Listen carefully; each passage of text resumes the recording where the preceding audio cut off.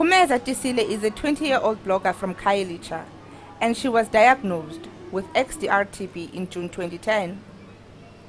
March marks TB Awareness Month, and News 24 visited Phumeza to speak to her about her challenges as a TB patient at Lizonobanda Hospice.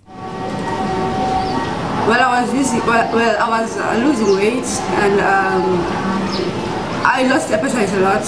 And they say that they gave me tests to do. They were all negative.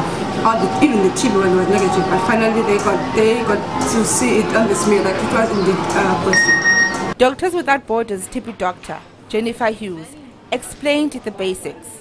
TB, tuberculosis, is an infectious disease caused by a bacteria. It usually affects the lungs, but it can affect any part of the body.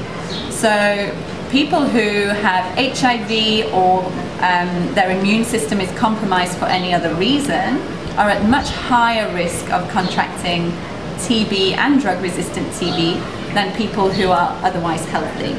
Phumeza was a healthy college student when she was diagnosed. She is HIV negative. Well, I didn't know what was MDR at the time, but then they explained. I was shocked, scared at the same time. Phumeza explained how she manages TB on a daily basis. She reacted to the TB injection and is permanently deaf. Now I'm taking about plus minus 20 drugs. The side effects are usually vomiting a lot, getting sick all day and being tired. For MDR-TB or XDR-TB, I said you have to have treatment for at least 2 years.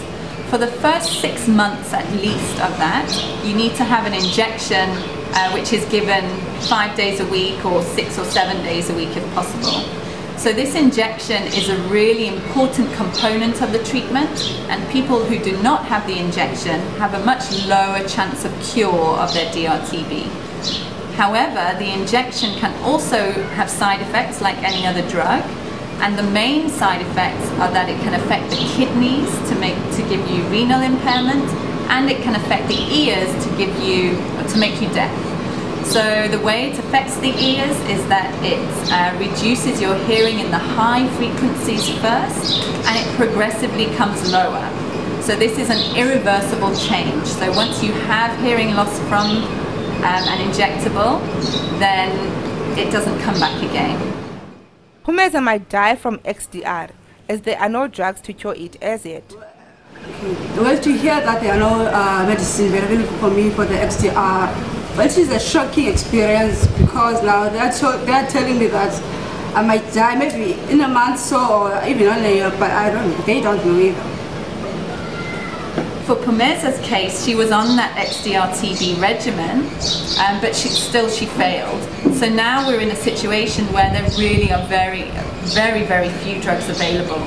The ones that are available are hugely expensive, prohibitively expensive, because there's such a low demand for them, or they're still being developed. So new drugs are still in the pipeline, but they're not available for routine use. So different countries can only access them through compassionate use.